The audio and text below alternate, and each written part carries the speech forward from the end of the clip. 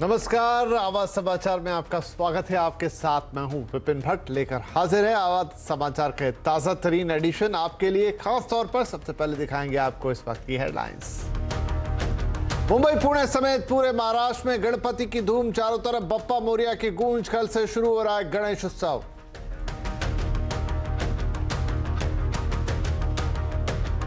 बंगलुरु के ईदगाह मैदान पर नहीं होगा गणेश उत्सव। सुप्रीम कोर्ट ने यथास्थिति बनाए रखने का दिया आदेश। गणेश चतुर्थी के लिए हिंदू पक्ष ने दी थी याचिका, सुरक्षा व्यवस्था चौकस। बाजार में मुनाफे का मंगलवार, नई खरीदारी जोरदार, शॉर्ट कवरिंग से झूमा बाजार। सेंसेक्स 1564 तो निफ्टी 446 पॉइंट चढ़कर बंद। पूरे देश में एक अभियान चलाने से बेहतर हर क्षेत्र की जरूरत के हिसाब से उठाए जाए कदम। प्रधानमंत्री की इकोनॉमिक एडवाइजरी काउंसिल ने जारी किया इंडिया 800 का रोड मैप। आमदनी बढ़ाने के लिए 4S का फॉर्मूला। सीबीआई ने की मनीष सिसोदिया के बैंक लॉकर्स की जांच। सिसोदिया ने साधा निशाना, बोले लॉकर से कुछ नहीं मिला, मुझे क्लीन चिट मिली। इधर बीजेपी ने शराब और शिक्षा में कथित घोटाले को लेकर सिसोदिया से मांगी जवाब। झारखंड में रिजॉर्ट पॉलिटिक्स तेज, कांग्रेस, आरजेडी, जेएमएम के विधायक अब रायपुर पहुंचे। क्राइम में महाराष्ट्र नंबर 1 तो यूपी नंबर 2, लेकिन शहरों के हिसाब से दिल्ली में सबसे ज्यादा अपराध, एनसीआरबी की रिपोर्ट।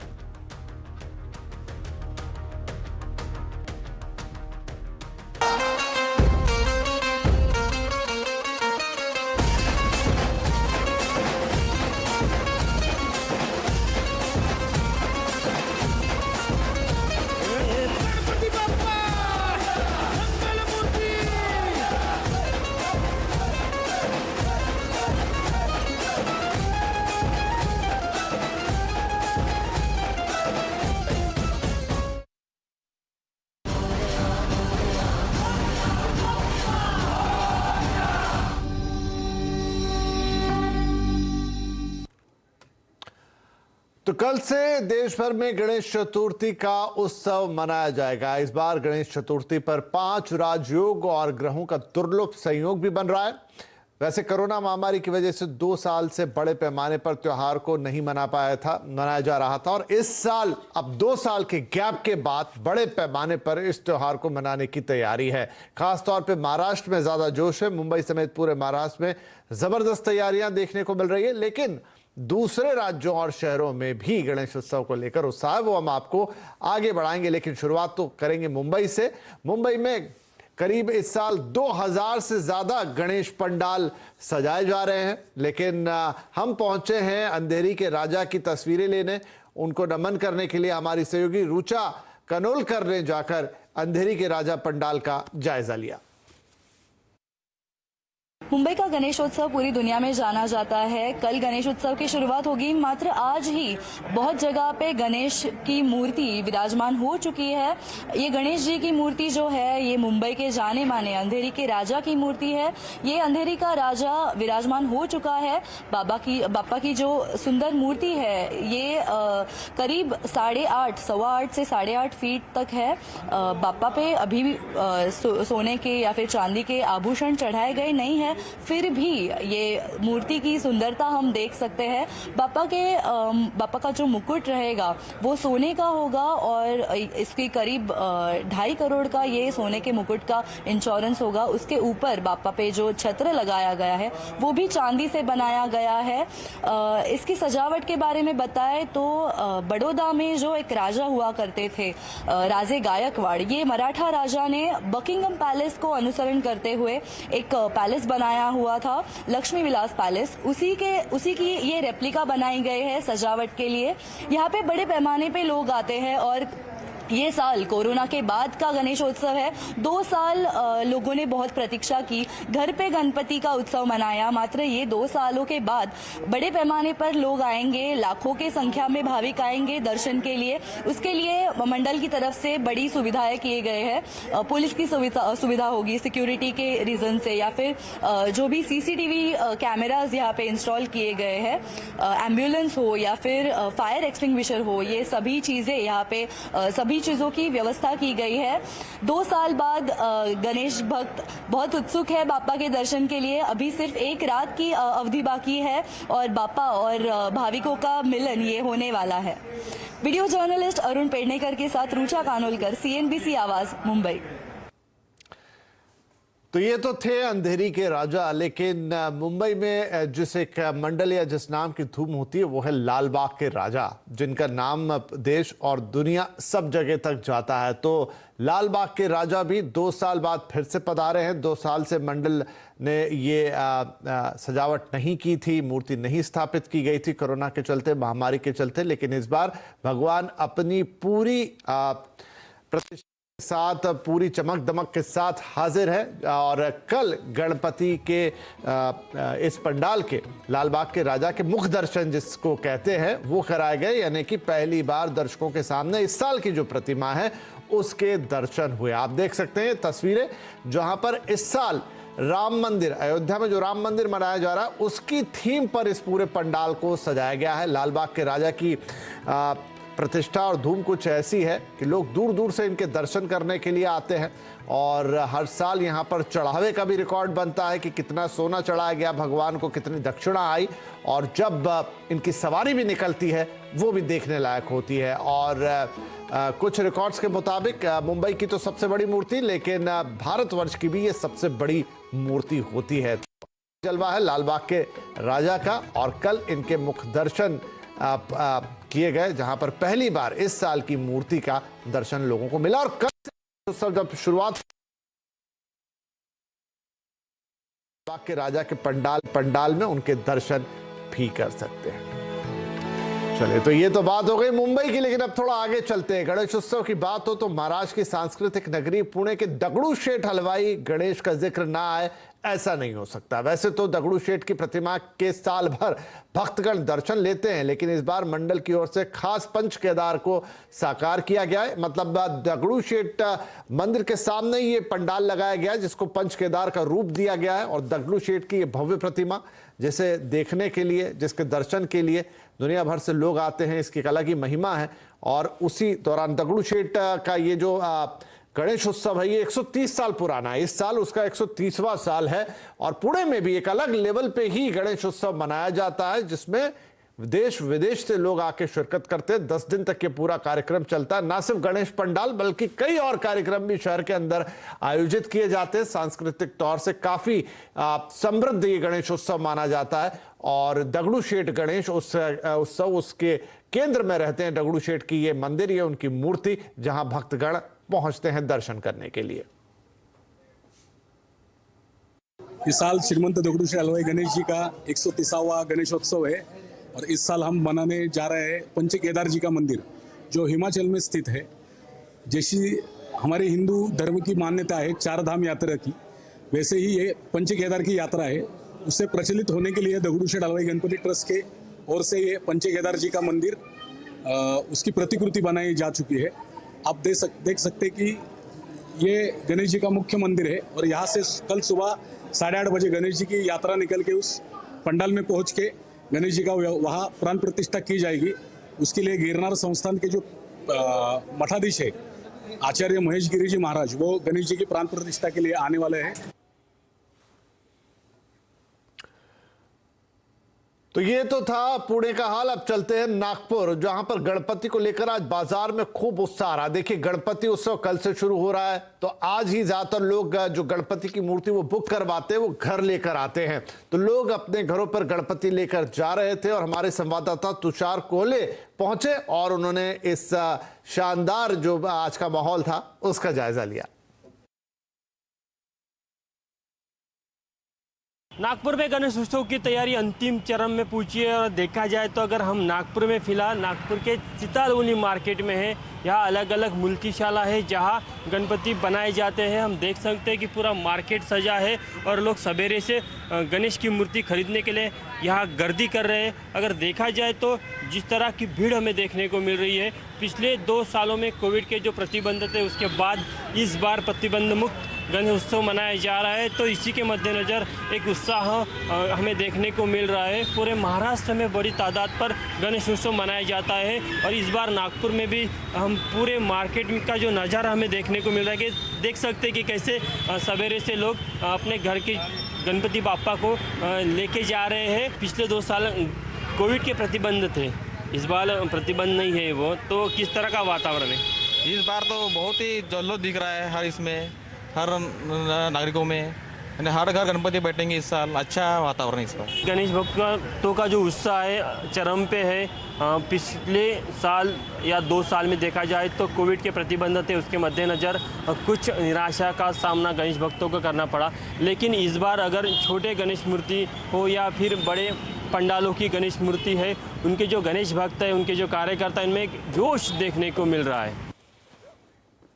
तो जोशो खरोश के साथ नागपुर में पूरी तैयारियां हैं, लेकिन बात सिर्फ महाराष्ट्र तक सीमित नहीं है। देश के कई और राज्यों में भी गणेश उत्सव की जोरदार तैयारी है, जिसमें से एक राष्ट्र है महाराष्ट्र से लगा हुआ गुजरात।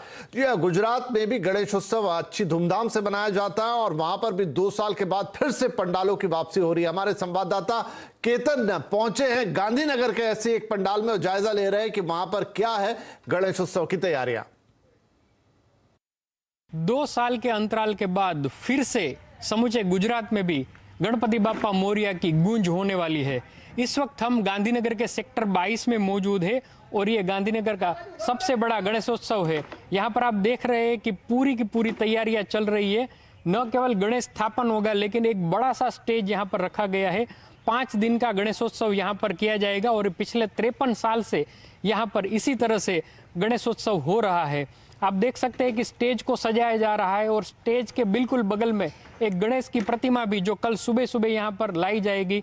सुबह 9 बजे से रात 8 बजे तक लगातार गणपति बाप्पा की आप पूजा कर सकते हैं और उसके बाद भी यहाँ पर कल्चरल प्रोग्राम इसी स्टेज पर होने वाला है और ये सिलसिला है 53 साल से हो रहा है। पूरे गुजरात, अहमदाबाद, गांधीनगर समेत अलग अलग पंडाल की संख्या देखें तो 10,000 के आसपास होने वाली है, क्योंकि इस बार कोरोना का कोई भय नहीं है। तो लोग दिल खोलकर गणपति बाप्पा की पूजा अर्चना करने वाले हैं और इसी तरह से पूरे गुजरात में तैयारियां जोरों से चल रही है। केतन जोशी, गांधीनगर।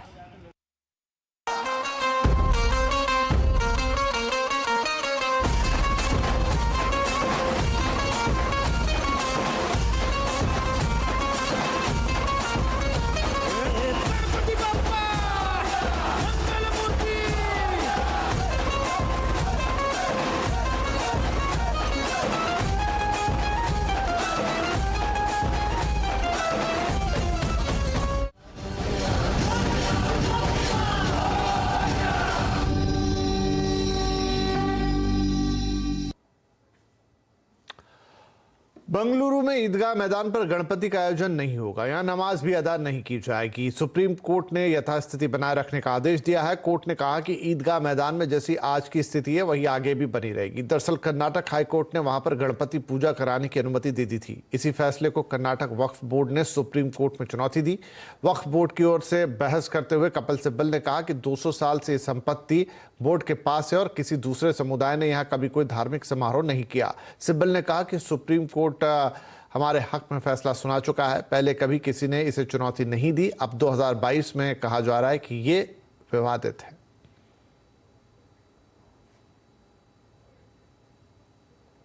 चलिए अब बात कर लेते हैं बाजार की, जहां गणेश उत्सव से पहले आज तेजी का श्री गणेश हो गया। कल की बड़ी गिरावट के बाद आज बाजार ने जोरदार बाउंस बैक किया। आज बाजार में तेजी का आलम यह रहा कि मंगलवार नहीं, मुनाफे का मंगलवार ये हो गया। आज निफ्टी ने 20 मई के बाद की सबसे बड़ी इंट्राडे तेजी दर्ज की। बाजार का पूरा हाल अब हमें बताएंगे हमारे सहयोगी यतिन मोता। तो यतिन, आज बाजार में बहुत जोरदार तेजी रही, बहुत अच्छी शानदार बढ़त रही। डेफिनेटली एक्शन भी बहुत रहा होगा अलग अलग सेक्टर्स और शेयर्स में। हम जानना चाहेंगे सबसे ज्यादा जिसे कहें एक्शन या तेजी का आलम कहां रहा?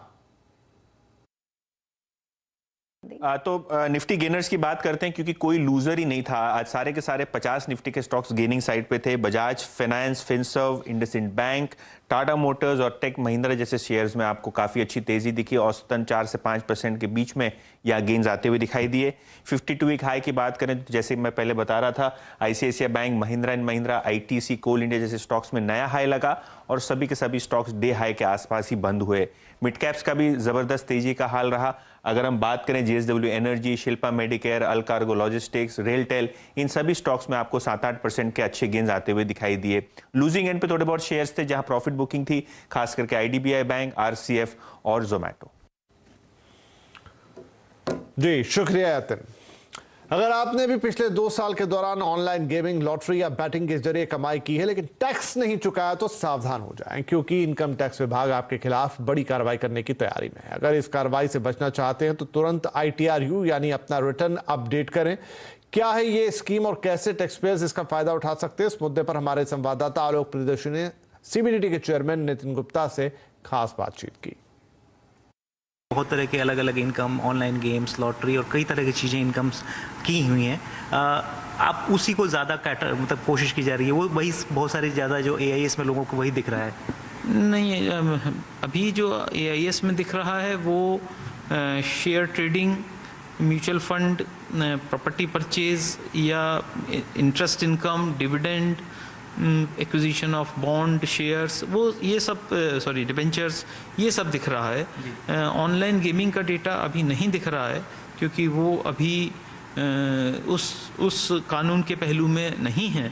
परंतु जो भी हमने कुछ एक्शंस की हैं उसमें ऑनलाइन गेमिंग या ऑनलाइन बेटिंग या इस प्रकार का भी काफ़ी हमें मालूम हुआ है कि बहुत आय अर्जित की गई है और आयकर अधिनियम के तहत उन पर टैक्स अदा नहीं किया गया है। तो वो सब करदाता जो इस प्रकार के जिनने भी इस प्रकार की आय अर्जित की है वो भी इस ITRU का लाभ ले सकते हैं और पिछले 2 साल की अपनी रिटर्न को स्वतः अपने रिटर्न को अपडेट कर सकते हैं और उसमें जो नियत कर आता है वो भर के अपना उनको बड़ा आराम रहेगा, ऐसा ही हमारा सूचना है और यही स्थापित किया गया है। तो ITRU को पर जो CBDT फोकस कर रहा है उसके पीछे क्या मंशा है? आपने बिल्कुल बहुत ही अच्छा सवाल किया है और जो मैंने अभी आपसे बात की ई-वेरिफिकेशन स्कीम की, उसी का एक पहलू ITR अपडेटेड भी है। क्योंकि अगर पिछले 2 वर्ष की जो भी डेटा हमारे पास उपलब्ध है और वो हमने करदाता को चूँकि दिखा दिया है और करदाता ये पाता है कि उसमें या उसके अतिरिक्त भी कोई उससे गलती भूल चूक हो गई है, तो करदाता को एक अपॉर्चुनिटी है, एक अवसर दिया गया है कि वो अपनी रिटर्न को रिवाइज कर दे, अपडेट कर दे। उसमें उसको कुछ अधिक टैक्स का भुगतान करना पड़ेगा, परंतु वो बाकी पेनल्टी या प्रोसिक्यूशन उसमें वो मुक्ति पा जाएगा। क्राइम के मामले में महाराष्ट्र नंबर 1 राज्य है। नेशनल क्राइम रिकॉर्ड ब्यूरो यानी NCRB की 2021 में उत्तर प्रदेश क्राइम के मामले में दूसरे नंबर पर रहा, जबकि तमिलनाडु तीसरे नंबर पर है। हालांकि तमिलनाडु में क्राइम में साल 2020 के मुकाबले 2021 में बड़ी गिरावट देखने को मिली है। अगर मेट्रोपॉलिटन सिटीज की बीच तुलना की जाए तो दिल्ली का रिकॉर्ड सबसे खराब रहा। कुल 19 मेट्रोपॉलिटन सिटीज में जिसमें क्राइम हुए हैं उनमें 45% तो अकेले दिल्ली में हुआ है। दूसरे नंबर पर मुंबई और तीसरे नंबर पर चेन्नई रहा। अगर महिलाओं के खिलाफ क्राइम की बात करें तो यहाँ भी दिल्ली के आंकड़े दिल दहलाने वाले हैं। दिल्ली न सिर्फ 19 शहरों में सबसे ऊपर है, बल्कि यहाँ पिछले साल हर दिन 2 नाबालिग के साथ रेप की वारदात हुई। हालांकि पूरे देश में महिलाओं के खिलाफ अपराध में 15% से ज्यादा की बढ़ोतरी हुई है। वेलकम बैक, आप देख रहे हैं आवाज समाचार। अब कुछ राजनीति से जुड़ी खबरें। झारखंड में बीजेपी के पोचिंग से बचने के लिए कांग्रेस, आरजेडी और जेवीएम के विधायक रायपुर चले गए हैं। रायपुर वो एक चार्टर्ड फ्लाइट से पहुंचे हैं। इस वक्त उनको रायपुर के निजी रिजॉर्ट में रखा गया है। रायपुर से हमारी संवाददाता ममता हमारे साथ सीधे जुड़ रही है। तो ममता, क्या अपडेट है? विधायक वहां पर पहुंच चुके हैं, रिजॉर्ट में रखे जाने की बात है। क्या सरकार पर इतना खतरा है कि अब उन्हें अपनी राजधानी छोड़ के दूसरे प्रदेश की राजधानी में पहुंचना पड़ा है?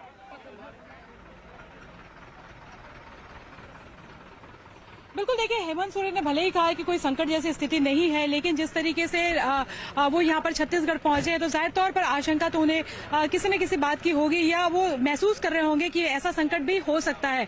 और ये वजह है कि राजधानी रायपुर वो यहाँ पर पहुंचे हुए, रायपुर से लगे हुए नया रायपुर में ये मेफेयर रिसोर्ट है, और आप देख सकते हैं यहाँ पर किस तरीके से यहाँ पर सुरक्षाकर्मी जो है वो तैनात किए गए हैं। इसके भीतर विधायकों को रखा गया है। इसके पहले हरियाणा के विधायक यहाँ पर रुके हुए थे, और करीबन अभी अगर बात करें तो करीबन 39 विधायकों को यहाँ पर रखने की बात कही जा रही है। पहले ये भी था कि मुख्यमंत्री हेमंत सोरेन भी आएंगे, लेकिन वो नहीं आए हैं। एयरपोर्ट से यहाँ पर तक के उनको 3 बसों के जरिए लाया गया है। और ये जो रिसोर्ट है, खासतौर पर अगर हम बात करें तो राजधानी रायपुर के बड़े रिसोर्ट में गिना जाता है। तमाम तरह की फैसिलिटीज यहाँ पर है। और अगर हम झारखंड और छत्तीसगढ़ के रिश्ते की बात करें और कल्चर की अगर हम बात करें तो बहुत कुछ मिलता जुलता कल्चर है। तो अभी जो बताया जा रहा है कि विधायकों को यहाँ पर रखा गया है। 2 दिनों के लिए ये विधायक बुकिंग की गई है। कांग्रेस मीटिंग के नाम से यहाँ पर कमरे बुक कराए गए हैं, और 2 दिनों तक फिलहाल यहाँ पर विधायक रखे गए हैं, और उसके बाद में आगे की जो रणनीति है वो तय होगी। लेकिन ये भी जरूर है कि जिस तरह के हरियाणा के विधायकों का ख्याल रखा गया था, तमाम तरह की सुविधाओं का ख्याल रखा गया था, खान पान से लेकर कि उनके मनोरंजन को लेकर, वैसी व्यवस्था यहाँ अभी जो झारखंड के विधायक है उनके लिए भी किया गया है। छत्तीसगढ़ी व्यंजन परोसे जाएंगे, और भी तरह की जो तो बड़ा ये नजर रखने वाली बात होगी कि यहाँ से आगे क्या होता है। और जब विधायकों को यहाँ लाया गया है तो क्या सरकार वाकई में इतने खतरे में है, और सोरेन साहब इसके आगे क्या कदम उठाते हैं। बहुत शुक्रिया ममता फिलहाल इस अपडेट के लिए। इधर दिल्ली में घोटाले के आरोपों को लेकर बीजेपी और आम आदमी पार्टी के बीच घमासान मचा हुआ है। आज सीबीआई ने यूपी में गाजियाबाद के वसुंधरा सेक्टर 4 में पंजाब नेशनल बैंक में मनीष सिसोदिया के लॉकर की जांच की। इस दौरान सिसोदिया और उनकी पत्नी भी मौजूद रही। सीबीआई जांच के बाद सिसोदिया ने दावा किया कि उनके बैंक लॉकर से कुछ नहीं मिला है। इससे पहले कल आम आदमी पार्टी ने दिल्ली के एलजी वीके सक्सेना पर 1400 करोड़ रुपए के घोटाले का आरोप लगाया था। आपका आरोप है कि 2016 में वीके सक्सेना जब खादी ग्रामोद्योग के चेयरमैन थे उस वक्त ये घोटाला हुआ। दिल्ली के उपराज्यपाल महोदय माननीय श्री विनय सक्सेना जी 1400 करोड़ रुपए के नोट बदलवाए आपने जब आप खादी ग्राम उद्योग के चेयरमैन थे। वो 1400 करोड़ रुपए की सीबीआई जांच कब होगी? वो मनी लॉन्ड्रिंग था, उसका जवाब दो कि उसकी जांच कब होगी। उसकी जांच में सीबीआई में उनकी रेड, उनके यहां रेड कब होगी? इस बात का सबूत तो यह है, कैशियर ने कबूल किया है कि मुझे तो सक्सेना साहब कहते थे, विनय कुमार सक्सेना जी कहते थे जो कि चेयरमैन थे उस वक्त, कि भाई ये बदल दो, इसलिए बदले जा रहे थे। जांच में कबूल किया है।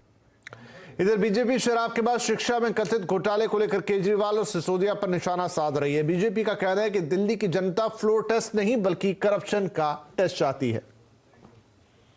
दिल्ली का जो ट्विन टावर ऑफ करप्शन है, एक टावर है शिक्षा घोटाले का और दूसरा टावर है शराब घोटाले का, और इस दोनों टावर का जो बिल्डर है मनीष सिसोदिया, जनता करप्शन का टेस्ट करवाना चाहती है, आप कॉन्फिडेंस का टेस्ट करवा रहे हैं। हम लगातार वही 15 सवाल पूछ रहे हैं। हमारे वो 15 सवालों में एक भी रुपए की तब्दीली नहीं हुई है आज तक। तो दिल्ली में क्या गड़बड़ छाला चल रहा है और घोटालों के आरोपों का क्या सच है? आज आवाज अड्डा में इसी पर होगी बड़ी बहस। शाम 7:57 पर जरूर जुड़िएगा हमारे साथ। दिल्ली क्या गड़बड़ छाला है?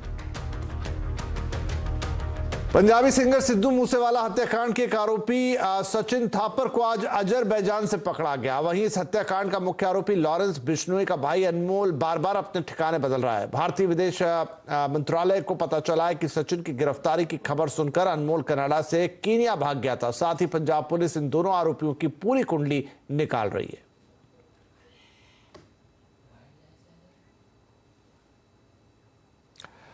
तो इस बुलेटिन में फिलहाल इतना ही, लेकिन सीएनबीसी आवाज पर आपके लिए खबरें और कार्यक्रम दोनों के सिलसिले जारी हैं। आगे आपके लिए होगा कल का बाजार। नमस्कार।